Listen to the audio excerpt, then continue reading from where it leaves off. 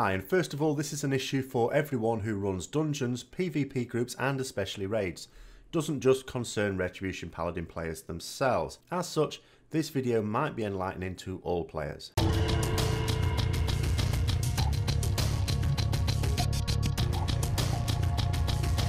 So, greater blessings are something I originally talked about way back in early alpha. Despite all the concerns raised, nothing really happened to change the direction of these abilities, and now, after we've had them in the game for a few months, I'd like to take stock of where we are with them. Now, as I said, the issues I'm going to raise here are not just of concern to Retribution Paladins, but anyone who even groups with one. So I'm going to quickly go through what these are and then address the various issues we have with them. We have three greater blessings: Might, Kings and Wisdom.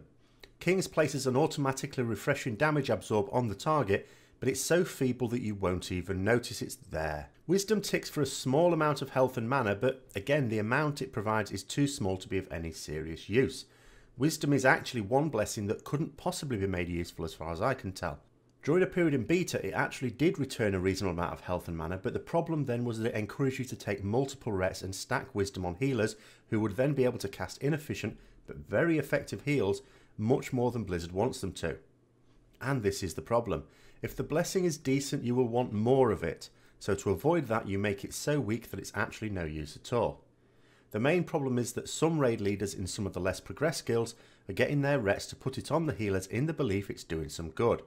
This will be at the cost of a significant amount of raid DPS. Think about all those 1% wipes that could have been killed. Finally, we have Might. This is actually a good greater blessing and makes the other two redundant. Placing this on the target means that there's a 10% chance of doing an extra 30% holy damage with every damage and attack they do.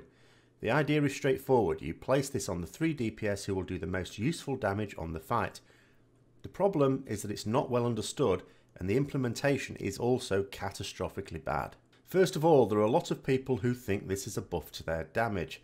This idea continued far longer than it should have in alpha because most of the people actually talking about Retribution weren't actually playing it and certainly weren't paying attention to what Blizzard was saying about it. It didn't help that there was a period of several months between Blizzard announcing how it would work and making it actually work like that. However, now it's been live for a while, people who read forums sort of understand that this is not the case.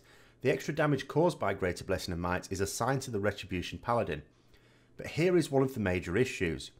Greater Blessing of Might just has one spell ID. This means that if you have multiple rets in a group, then the damage meters and logs have no idea who to assign the damage to. This was raised during Legion testing and Blizzard said it would be dealt with, but it never was. The problem is as follows. Let's say 2 rets put Greater Blessing of Might onto their top fire mage, Pyromaniac. Pyromaniac casts a Pyroblast and Greater Blessing of Might triggers, doing an extra 30% damage as holy. This should be awarded as damage to the Retribution Paladin who put Might on them. But there were 2 rets who did this, and there's nothing in the log to say whose Might procced. This means that it is not uncommon for all of the Might damage to be just assigned to a single ret. So in a raid with several Retribution Paladins, a single Paladin could end up having all of the Might damage assigned to them and the other rets having none. This is particularly prevalent in dungeons. It's really such an obvious concern that, as I say, Blizzard said it would be dealt with, and yet 3 months after it's gone live, it's still happening with no word from developers about it. Now, when you consider that the guilds who have multiple rets tend to be ones who progress at a slower pace and include players who don't always understand game mechanics as well as more serious players, some rets might be unfairly accused of not doing enough damage and losing their raid spot. When our overall damage is balanced around using Blessing of Might, even though Blizzard say it's not balanced around using 3 of them, this means that you will appear to be doing substandard output if you're having none of your Might damage added to your tally in the damage meters. And this brings me on to the second issue. Blizzard stated that the Retribution Paladins would not be balanced around using 3 Greater Blessings of Might, though they didn't say how many it was balanced around. However, they also make it clear that they use actual data, as well sure as their own sims and other tools, when tuning classes. Well, all Retribution Paladins who know what they're doing will put 3 Greater Blessings of Might on the raid. This should surely mean that they do more damage than they're balanced for, right?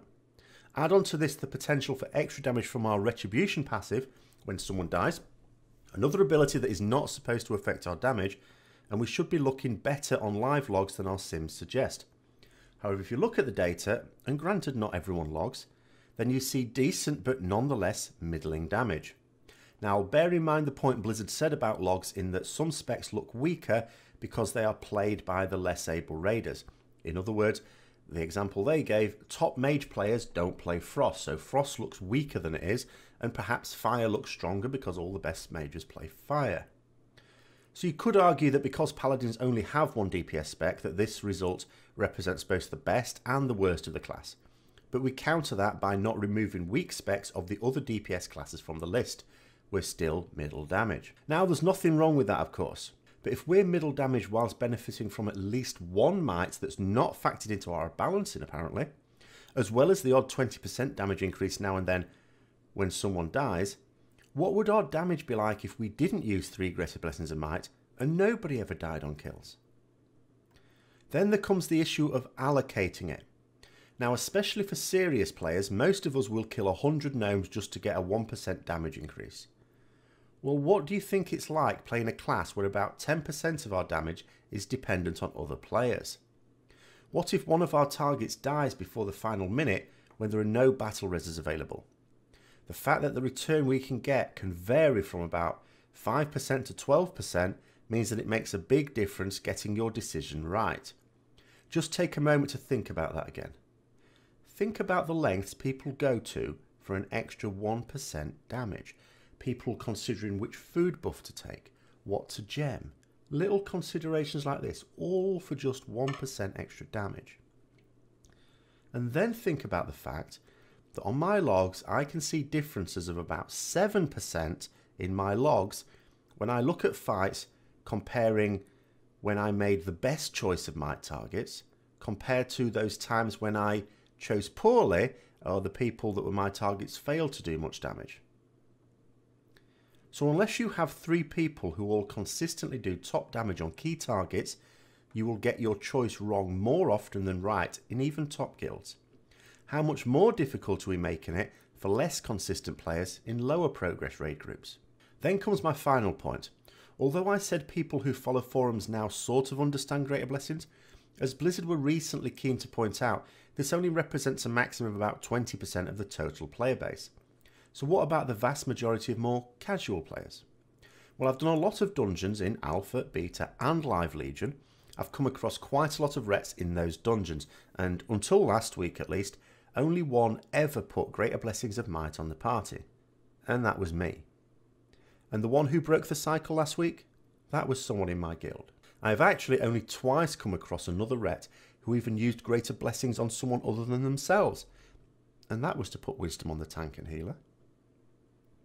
Now that's not to say that it doesn't have some potential use. The idea that, although the extra damage is assigned to the ret, or at least it's supposed to be, doesn't stop the fact that the target of the blessing actually does the damage. So you can assign it to the players doing the most damage on a key priority target, even if they don't do the most overall damage. This might be, say, the top burst DPS on the Heart on Il'gynoth, for example, or people who stick to the boss on Cenarius Mythic with a DPS push. This might be the top burst DPS on the Heart on Il'gynoth, for example, or people who stick to the boss on Cenarius with a DPS push tactic. In this way, you could argue it has some small amount of utility in very niche situations. But being so poorly understood, very few people will even realise this. So the only conclusion I can draw from my dungeon experience, if nothing else, is that the vast majority of players have no clue about Greater Blessings at all. When I'm doing 3 or 4 times as much damage as a ret in the party and they don't put might on me, you know the ability is not at all understood, because surely they're not deliberately costing themselves a hell of a lot of damage.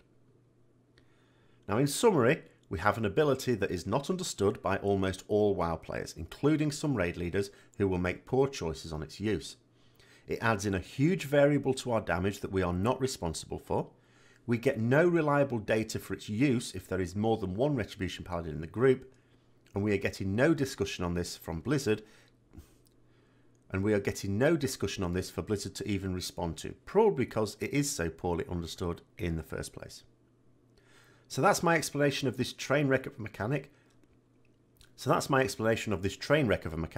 I hope you found it interesting. As always, if you did, don't forget to like, comment, subscribe and share. But by far the most useful thing you could do is to keep bringing this up on the American WoW forums especially, in the hope that a serious discussion can one day take place regarding it. But anyway, thanks for listening if you've got this far, and until next time, I'll see you later.